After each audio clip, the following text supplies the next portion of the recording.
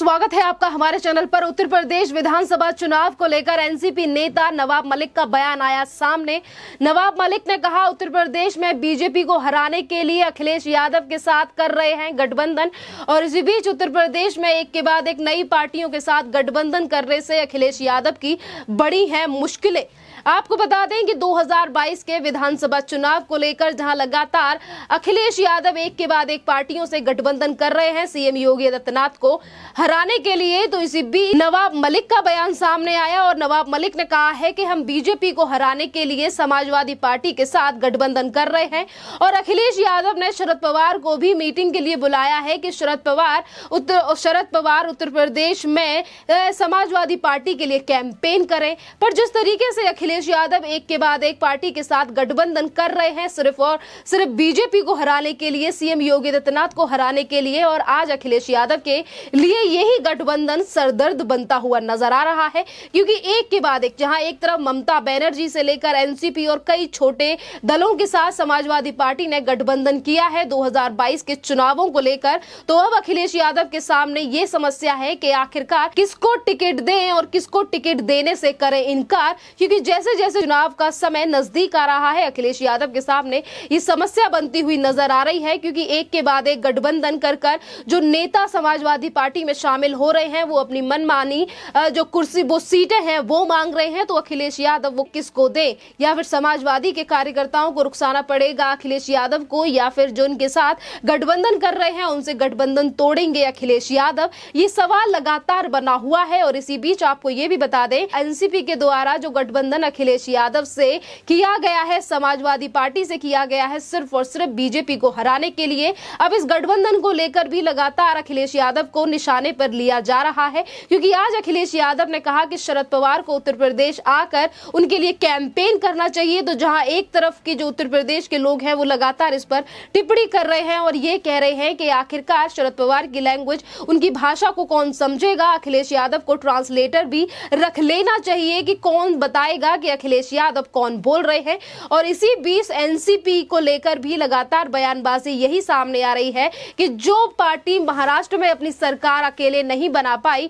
वो कैसे उत्तर प्रदेश में अखिलेश यादव का समर्थन करने को आई है और कैसे अखिलेश यादव सत्ता जीत पाएंगे उत्तर प्रदेश में। इसी को लेकर आपको ये भी बता दें कि एक के बाद एक पार्टी से गठबंधन करने के बाद अखिलेश यादव की जो समस्या है वो अब बढ़ती जा रही है। क्योंकि राजभर से लेकर और एनसीपी के जो तमाम नेता हैं जिन्होंने आज समाजवादी पार्टी के साथ हाथ मिलाया है, आज अखिलेश यादव के खुद के विधायक भी इन सब चीजों से नाराज होते हुए दिखाई दे रहे हैं। और अखिलेश यादव अपने विधायकों को नाराज करेंगे या फिर गठबंधन में फूट पड़ेगी, ये बात देखने वाली होगी। और इसी बीच आपको ये भी बता दें कि अखिलेश यादव के एक के बाद एक नेता जिस तरीके से समाजवादी पार्टी को छोड़कर जा रहे हैं, बीजेपी में शामिल हो रहे हैं, ये भी अखिलेश यादव के लिए बड़ा झटका है। क्योंकि एनसीपी से लेकर ममता बनर्जी भी उत्तर प्रदेश के चुनावों में मदद नहीं कर सकती अखिलेश यादव की। क्योंकि जिस वक्त पर वेस्ट बंगाल में चुनाव हुए उस वक्त पर ममता बनर्जी की तरफ से भद्र टिप्पणी की गई उत्तर प्रदेश और बिहार के लोगों के लिए, और वही ममता बनर्जी अगर आज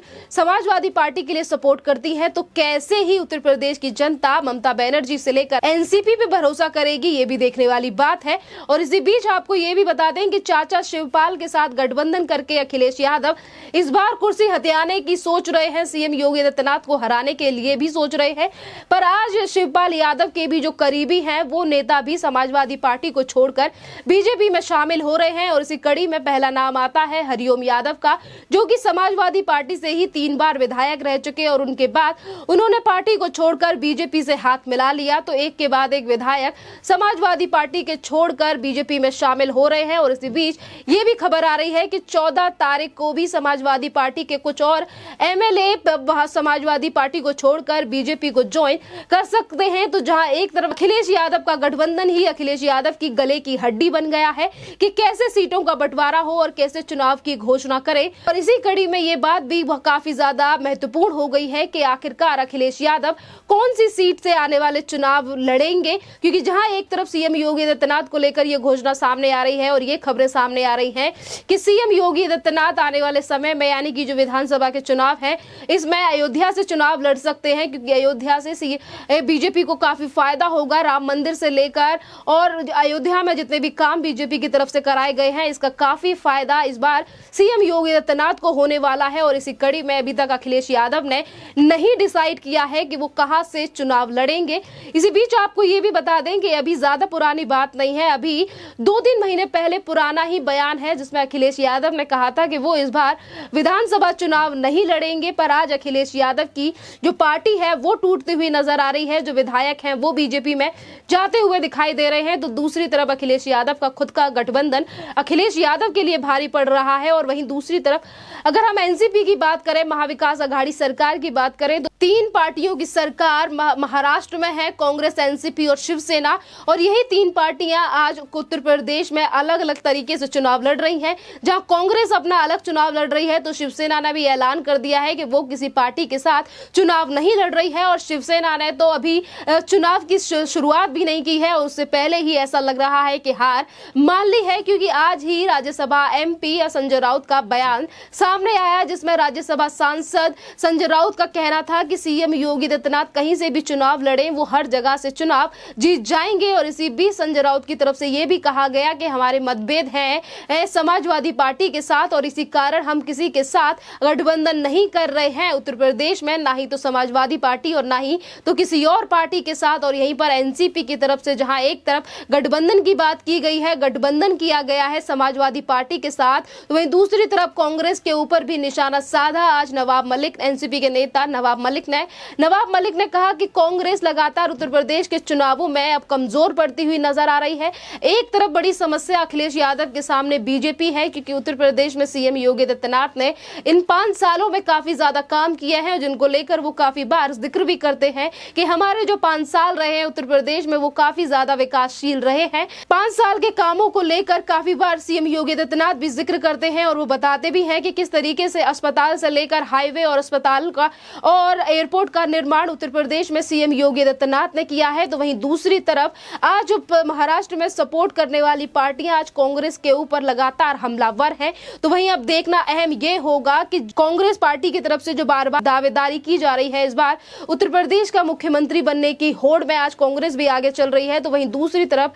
अखिलेश यादव की तरफ से भी ये बयान सामने आया कि 2017 में कांग्रेस के साथ गठबंधन करना उनकी सबसे बड़ी गलती थी। आज वही अखिलेश यादव सीएम योगी आदित्यनाथ को हराने के लिए तमाम छोटे बड़े दलों के साथ गठबंधन कर रहे हैं और ये कह रहे हैं कि महाराष्ट्र की पार्टी को उनके लिए महाराष्ट्र से आकर एनसीपी के सुप्रीमो शरद पवार को उनके लिए प्रचार करना चाहिए। अब देखना अहम ये होगा कि उत्तर प्रदेश की जनता किस पर ज्यादा भरोसा करती है और समीकरण किस तरीके से निकल कर आते हैं 10 मार्च 2022 को, क्योंकि जहां एक तरफ अखिलेश यादव तमाम दलों के साथ गठबंधन कर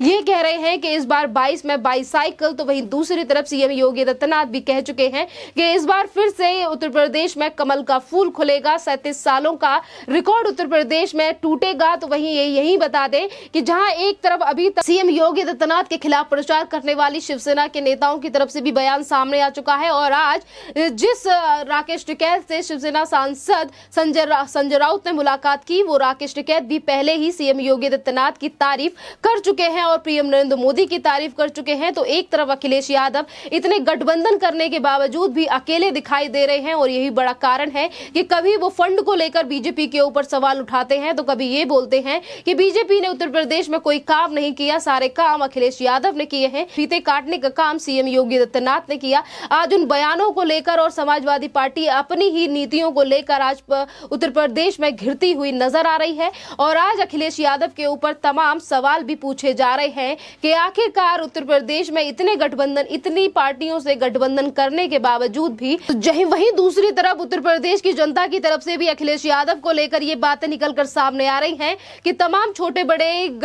दलों के साथ गठबंधन करने का अखिलेश यादव का जो मकसद है वो एक तरफ वो सीएम बनना चाहते हैं उत्तर प्रदेश के, तो वहीं दूसरी तरफ आज अखिलेश यादव के पास फंड नहीं है, एनसीपी का साथ इसीलिए अखिलेश यादव चाहते हैं उत्तर प्रदेश में, क्योंकि जो फंड है वो समाजवादी पार्टी के पास खत्म हो चुका है। पीयूष जैन के घर पर जो रेड पड़ी थी उस पैसे को पहले ही इनकम टैक्स डिपार्टमेंट ले जा चुका है और महाविकास आघाड़ी सरकार कितने बड़े घोटाले महाराष्ट्र में कर रही है और शायद उस पैसे को आज शरद पवार उत्तर प्रदेश में लगाकर अखिलेश यादव की नैया पार लगा सकते हैं। पर वहीं दूसरी तरफ जिस तरीके से बड़े करप्शन समाजवादी पार्टी के नेताओं के निकलकर सामने आए हैं और वही पार्टी एनसीपी वो भी एक के बाद एक बड़े करप्शन महाराष्ट्र में कर रही है, तो कैसे उत्तर प्रदेश की जनता या देश की जनता इन दोनों पार्टियों पर भरोसा कैसे करे। और इसी को लेकर बीजेपी की तरफ से भी बार बार समाजवादी पार्टी के ऊपर निशाना साधा जाता है कि आज अखिलेश यादव के पास फंड इसीलिए नहीं है क्योंकि अपनी पार्टी का सगा नहीं बताया गया था और ये कहा था कि पीयूष जैन से हमारा कोई लेना देना नहीं है।